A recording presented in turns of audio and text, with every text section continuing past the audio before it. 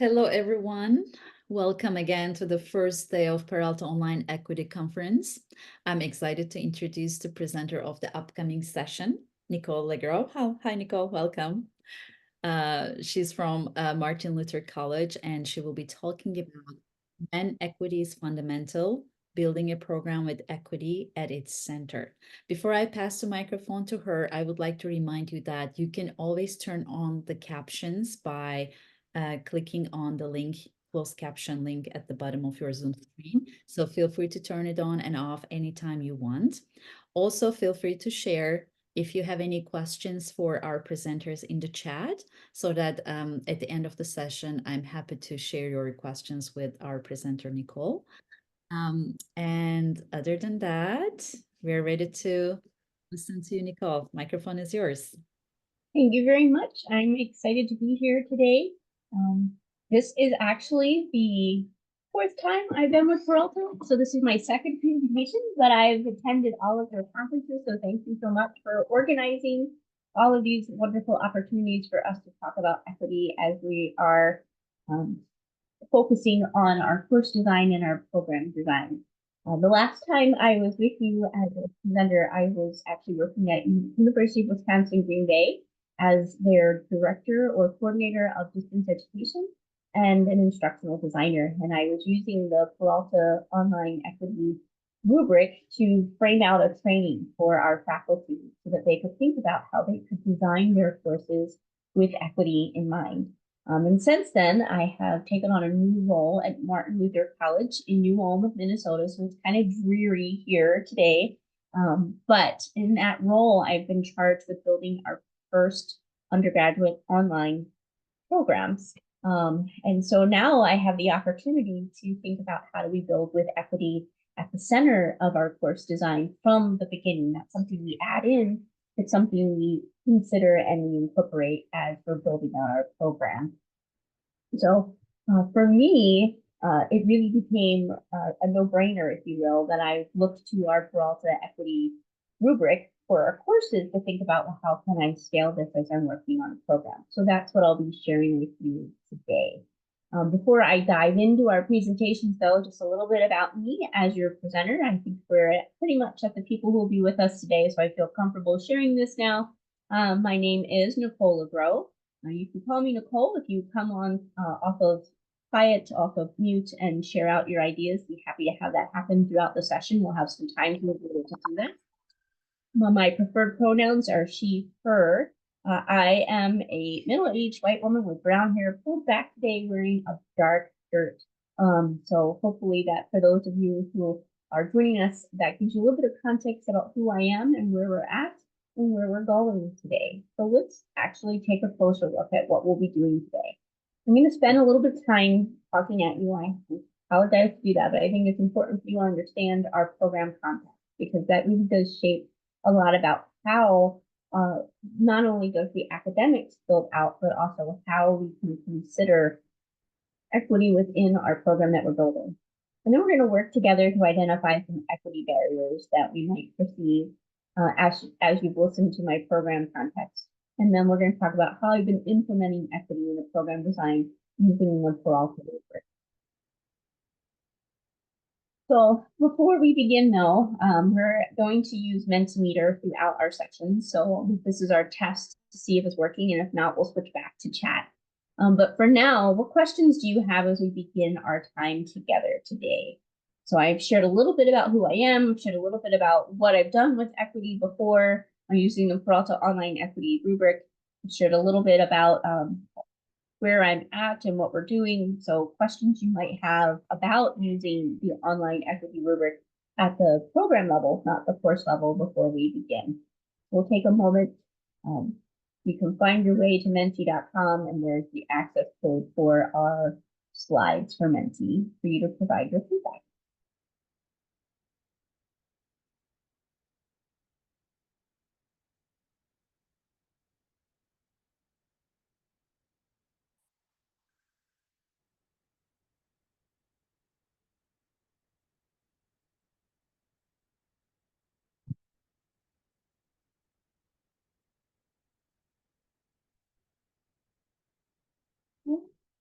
So I'm just checking, no questions posted?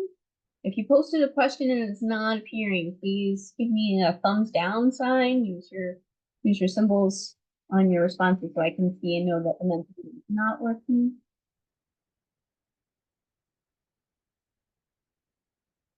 If you have no questions, that's okay too, but I just want to make sure that you've been able to navigate to it and it's working as it's supposed to. Did you It's interesting because I don't know other people from the audience, but my question is not showing up here. Maybe should we refresh the page, or maybe should I type it again? I will try that again. Hold on.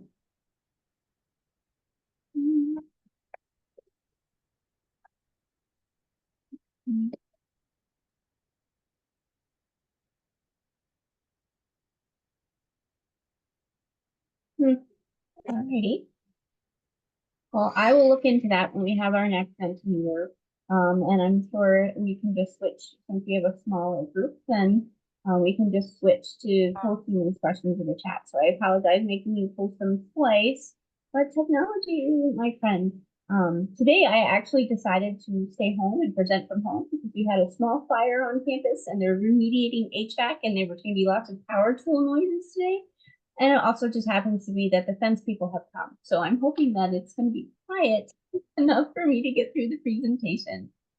But thank you for posting everything. How do we receive funding? I will share a little bit about that as we move forward. It's actually one of the questions that I've answered. So a little more context about who we are and why building this online program is a bit of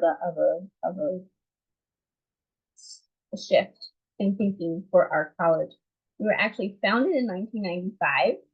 So we seem like we're relatively young. We seem like we're relatively new, but we were built around the amount of the consolidation of two different institutions, Dr. Martin Luther College, which was founded in 1884, and Northwestern College, which was founded in 1865. So we have these two very old institutions that are steeped in tradition and traditional learning theories and practices, and we put them together in 1995.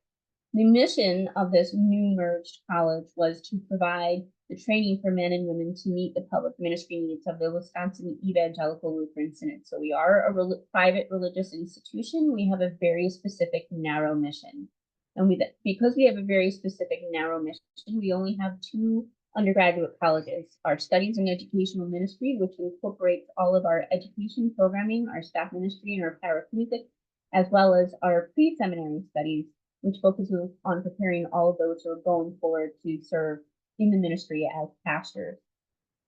So we have a very traditional faculty. We have a very traditional campus, and we have a focus on the traditional college experience, bringing students to our campus in order to receive the training that they need. So in 2017, a committee was founded to address a solution to a problem, how to train those returning adult learners who cannot relocate to New Ulm. And the solution that they came up with was an online competency-based undergraduate elementary education. So this was mind-blowing to our faculty, right? We had no online education program. We had never thought about competency-based education before. And this was the solution that this small committee of faculty came up with in 2017. Now, for 5 years, we didn't really move forward with building out that program. The committee, the CBE advisory committee, completed their needs analysis to make sure that there was a need for such a program. They drafted and shared proposals with MLC faculty, staff, and governing bodies. And they also secured grant funding. So that answers the question of how are we funding this? Our first years of the program. So from 2023, when we started with actual individuals working in the program, through to 2025, we are fully funded with grants or donations from members of our congregations. And so we are able to build this program in this bubble, right, where we're not pulling on resources necessarily from other departments to build it, but we're still asking them to think differently about how they're working on this program. At the end of this advisory work that they completed, they had called two individuals, myself and another, to be the instructional designer to work on the program in earnest. And so we began our project in earnest a year ago.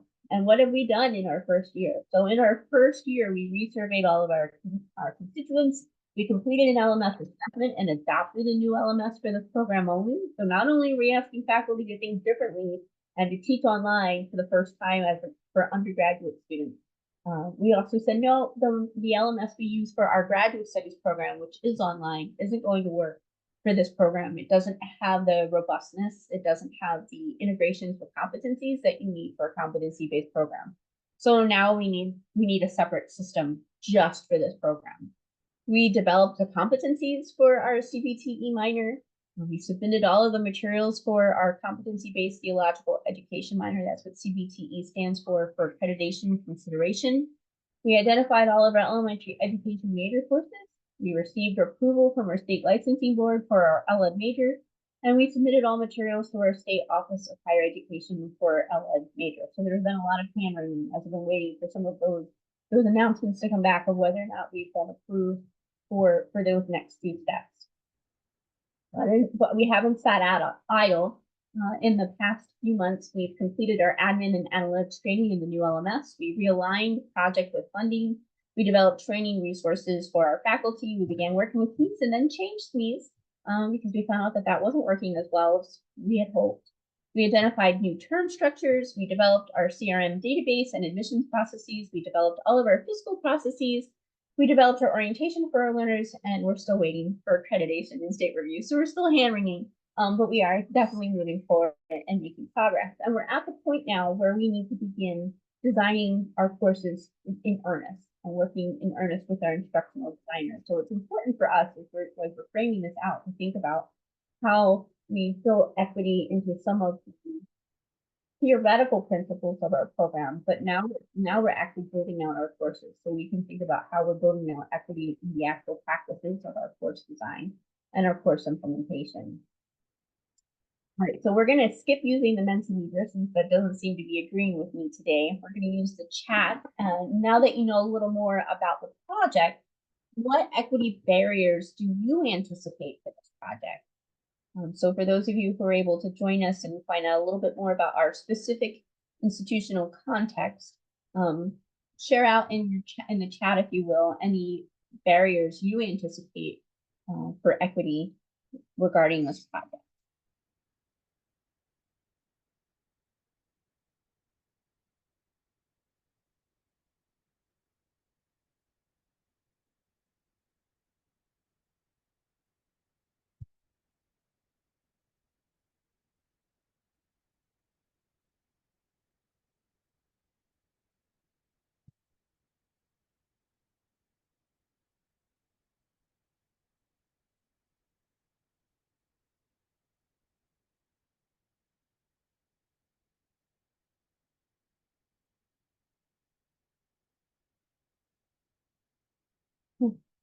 Well, we didn't get the attention we expect from faculty. That's not necessarily something I shared out. However, the faculty were told by the advisory committee that they wouldn't have to do anything, that this would all be taken care of. And so that's been part of our challenges of getting faculty on board and working with them to see the value of the program and to see where it's going. And all students, access to technology is a challenge. And so that is something that we're building into our course of our orientation to make sure that the individuals feel comfortable with the technology that they need to use. We did elect to use a fully accessible LMS resource, and so that allowed us to focus in on instead of having students use multiple sources of technology, they can rely on that LMS. They can complete their activities with in our case, we're very fortunate that our initial cohort of students all are connected to our schools. We have Lutheran elementary schools that we train individuals to teach them, so they can use the computers and the resources at their schools to complete the assignments for the program. The training for diversity, equity, inclusion that is available for instructors is a year-long, our campus is a year-long program offered through our Cultural Engagement Center. And so faculty engage with staff as well as administrators in that, in a year-long cohort. It's capped at 8. Oh, I'm sorry, I'm just thinking through how many people are typically allowed in that program. It's capped at up to 12 students or up to 12 participants a year. This year there's about 8 in the program.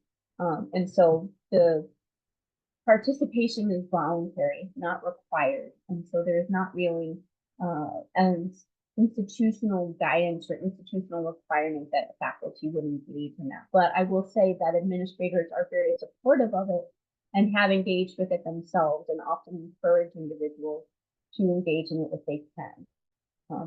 And I know for next year it's already full. So they'll be offering potentially a second cohort, if not a second cohort, then they know that those individuals who indicated an interest will be able to participate in the following. So let's keep on moving to be mindful of our time and think a little bit more about those equity barriers. But before we think about those equity barriers, instead of using that Mentimeter again, let's take a moment and define equity together. I think it's important for us to have a shared understanding of what we're talking about when we mean equity. It seems like it's easy to define, but other people might not have the same definition of you. So just take a moment and post in the chat how you define equity.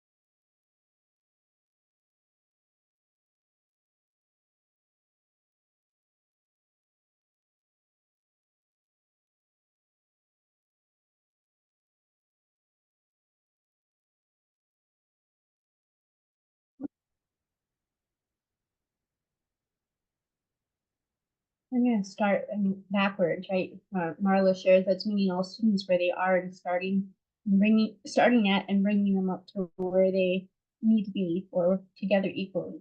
And that really is what about competency-based education is about, right? It allows for a lot more differentiation than a structured classroom experience. Being responsive to student needs, absolutely.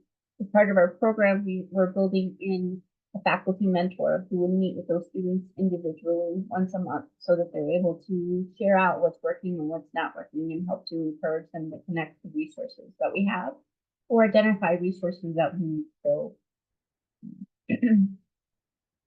removing barriers and equal and supported access is definitely paramount for us as we're building out our courses and building out our program.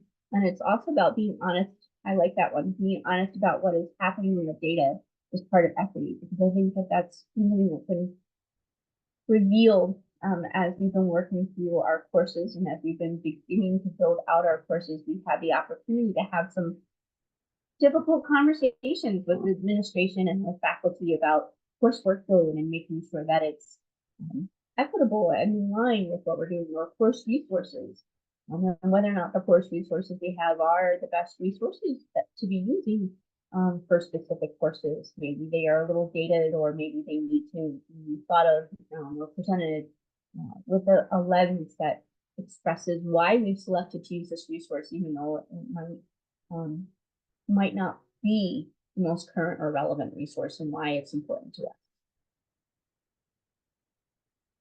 Okay.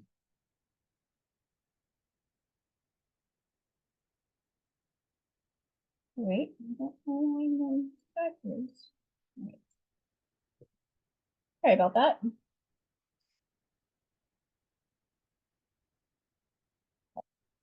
So to remind ourselves, speaking again as using the Peralta rubric, as our guiding principle for how we're building in equity into our program level project instead of at our course level, here's our 8 Peralta rubric descriptors. And I'm sure, or I hope that you're all familiar with these. If not, I would encourage you to take a closer look at them and consider how you might use them in your own course design or project design. But we won't talk about each one of these throughout our presentation. Well, I shouldn't say that. We'll talk about each one of these in the next 2 segments of our presentation as we look at how we have been addressing some of the inequities within our program and within our college, and then also how we're improving or addressing those inequities.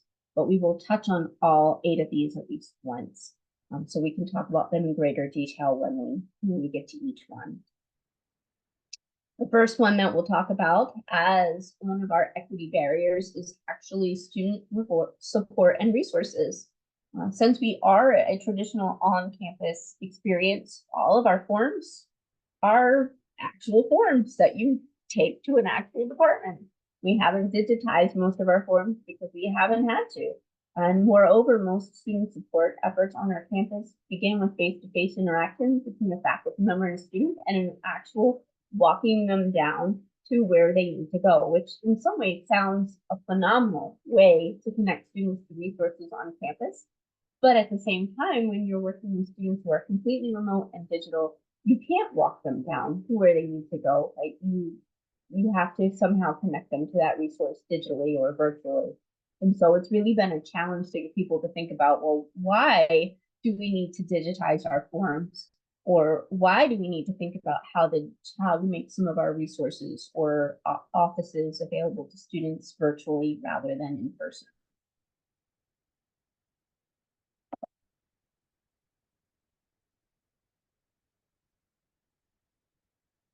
Another equity barrier that we've had is around universal design for learning. Similar to our equity training, UDL has not been presented to faculty as a requirement, even though our faculty are aware of it. And we are an education institution. We are a teacher training college, so most of our faculty are very familiar with UDL, are very familiar with UDL principles in teaching and learning, but not all of our general education or theology faculty have that same training or that same background. And so there's this disparity within our faculty of the faculty who are aware of and comfortable and knowledgeable of leveraging UDL and those who are not. We have the additional challenge that course materials for in-person classes may not translate to online learning environments very easily. I will use the example of our Western Civ 2 course, which is one of the courses that is actually required for a program because it's required for education licensure within our state.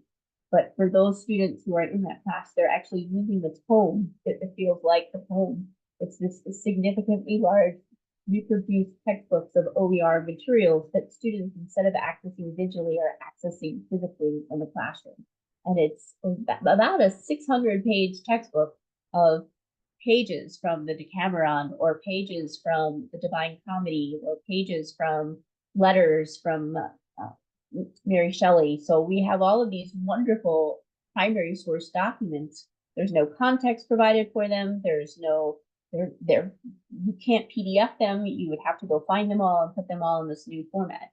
And so the context is provided in the class by the professor when he's introducing or he or she is introducing that source material.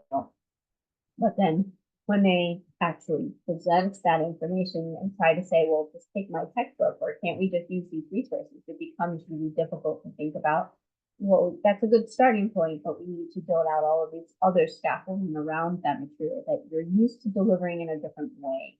And some faculty are finding it challenging to think about delivering it in that different way. Images and representation has become a challenge because there are no learners in our program yet to include their authentic voices in our resources.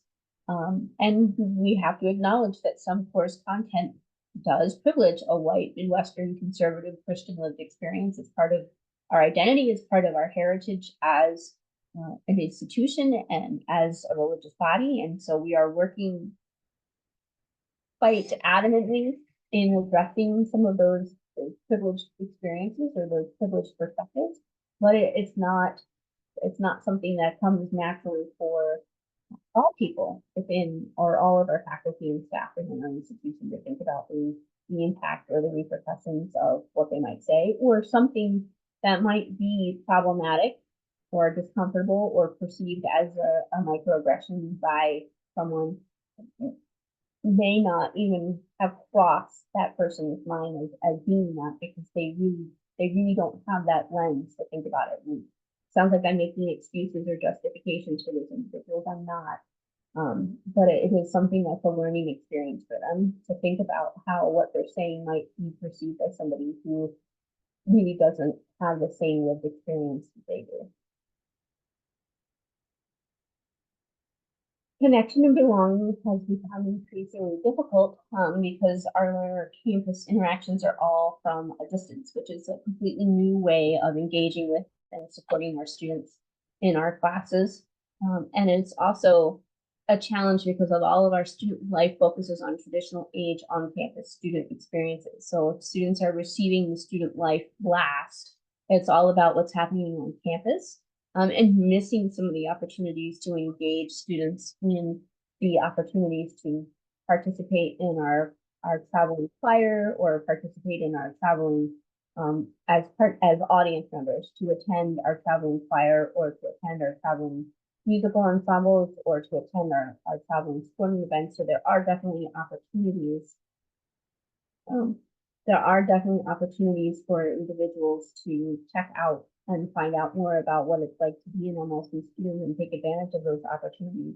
But we don't broadcast them because our student life all focuses on what's happening on our campus and in our community.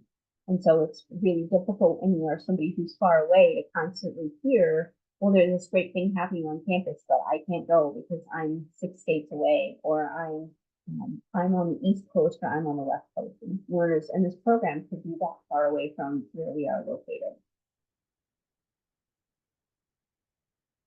All right. So now that you've heard some of the challenges that we've had with our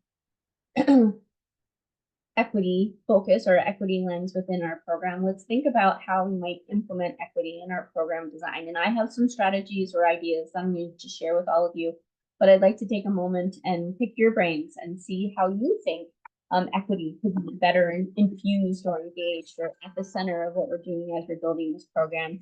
Again, because the Mentimeter is not really working very well, I'd appreciate if you use the chat and just posted those responses to the chat.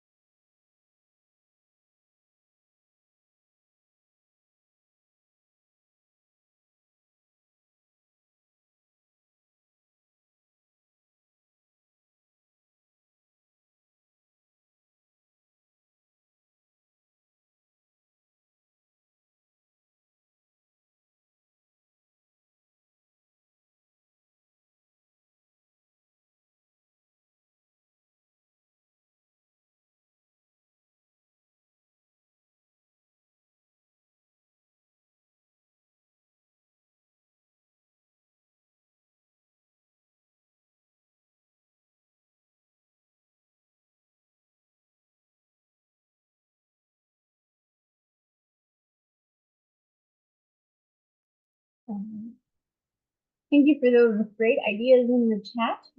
We are definitely leveraging the templates as we're building out our courses, and we'll talk a little bit more about that when we engage in some of the implementations that we're doing there. But I like the idea of adding equity options into the course maps. I think that's a phenomenal idea, and I'm going to take that back to our instructional design room and see what they think about engaging in that manner. Right. So let's take a look at some of those elements that we have already implemented and what we could do. So our technology, we again selected our LMS because it has the built-in accessibility features. And so our current LMS that we use for our graduate programs relies on Moodle, which doesn't always have the built-in accessibility features that we need, although Moodle is accessible. The way it has been used on our campus is not considered about captioning or transcribing all videos in advance. It hasn't necessarily considered about alt tags in video and images. And so we are working with our faculty to explain the importance of that, but then we're also relying on our instructional designer to make sure that the resources that are built and added into the LMS are accessible as well. We are also working with accessible OER and AER resources as much as possible. So again, that tone from us as a civ, we're switching out and we're trying to use a different resource so that not only are we achieving the idea of being a Z degree, but we are also working to make sure that the resources included in our course are accessible to all students. And we've also included accessibility tips in the orientation, knowing that we are designing this program for a returning adult learner population. We've decided to focus in on how they could leverage some of the tools built into the technology to help them with their studies. So for example, having the text read aloud to them so that if they're busy multitasking and taking care of walking the dog at the same time, that they're or picking up the kids from a soccer practice or whatever else they might be doing, they'd still be able to engage with the content and learn from the content.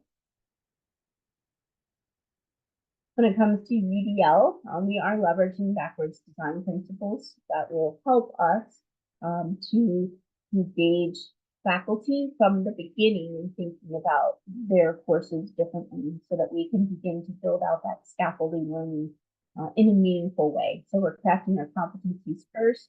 We're mapping our competencies to knowledge, skills, behaviors, knowledge, skills, abilities, and behaviors. And I'm going to figure out how we can add equity in there.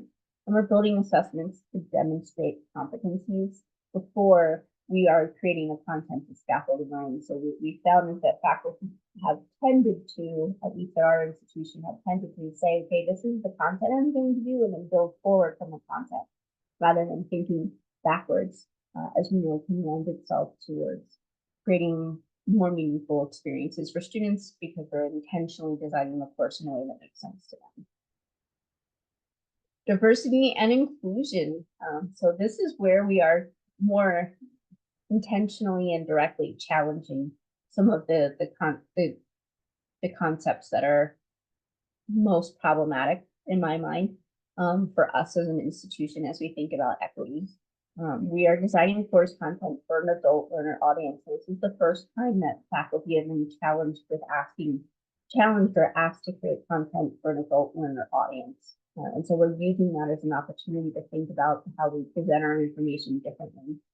And we are incorporating opportunities for learners to pause, reflect, and share how the content relates to them, both in the courses and in their monthly mentor meeting. So as part of the courses, as part of the content, they will have those opportunities to reflect back and share with the instructor in a non-graded and anonymous way how the content impacted them.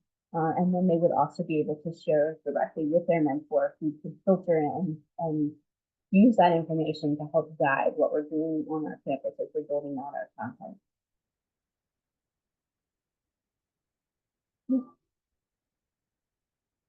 For content and meeting, we're relying on authentic assessments.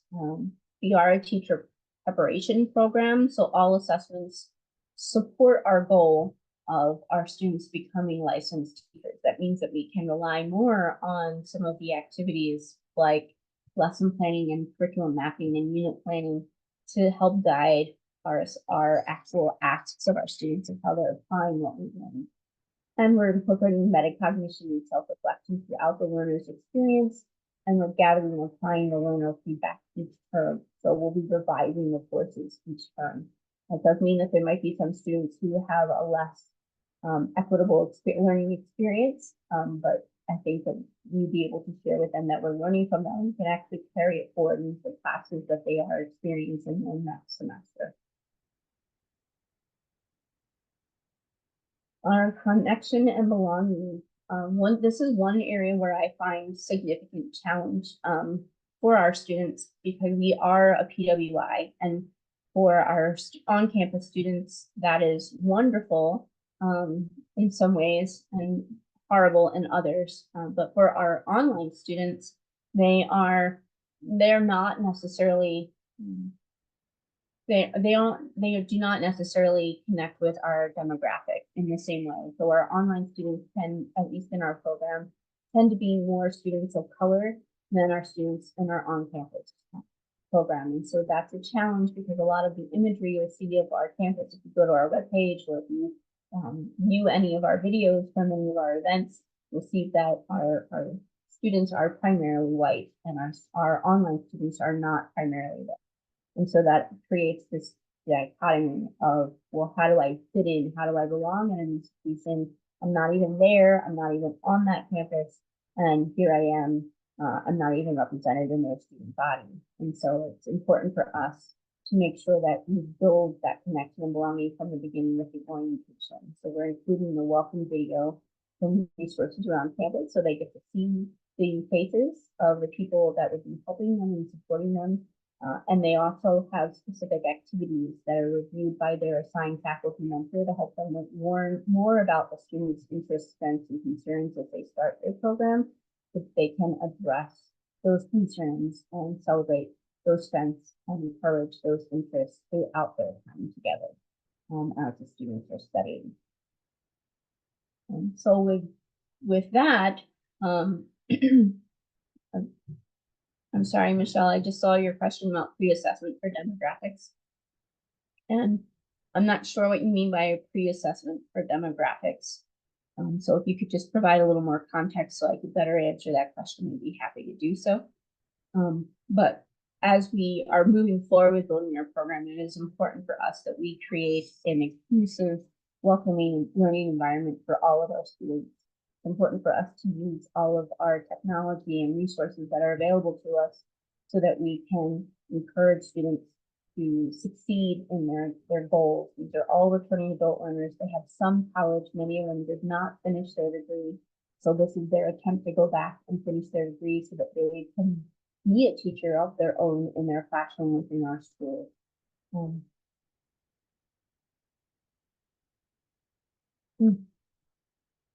So thank you. Do we ask students their barriers, challenges, and current employment at the beginning before starting orientation? So as part of their application process, they explain why they want to be an educator in our schools so that we can gain some insight into their motivation for engaging in the program. Then we also incorporate in the orientation opportunities for them to reflect on their past positive learning experiences. We include opportunities for them to create a vision board of what their future classroom is going to look like so that they can share out what they think their future classroom is going to look like. We give them a space to share out their questions and concerns about the technology so we can connect them with supports that way. And the orientation is completed within Brightspace D2L. So that is the LMS that we're using for our competency-based program. So we allow them the opportunity or encourage them to have the opportunity to learn how to navigate through D2L, but then also encourage them to take advantage of some of the self-paced resources through D2L or meet with one of our help desk individuals or our instructional designer for a one-on-one if they're having significant questions or challenges working in the LMS. But we haven't yet designed something as you're suggesting, Michelle. So that's something you can definitely look into. But as we move forward, we hope that the program that we're designing will be a more holistic and positive learning environment for our students and help to transform the work that we do on our campus as well as faculty engage with our instructional designer to work through their course and think about the challenges that these students have and how we might be able to support and engage those students utilizing the Peralta Online Equity Rubric and guidance from UDL and backwards design. They might also begin to think differently about how they create their courses for our on-campus students as well. Any other questions or thoughts that you'd like to share? I'd be happy to answer those at this time.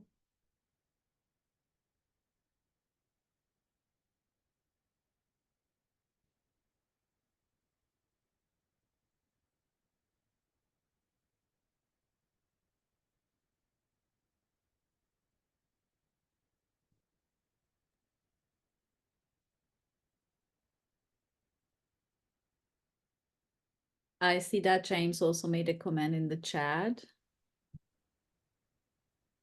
Portland Community College. And Nichole, if you look at the chat, you will see some appreciation for your wonderful presentation. So thank you so much.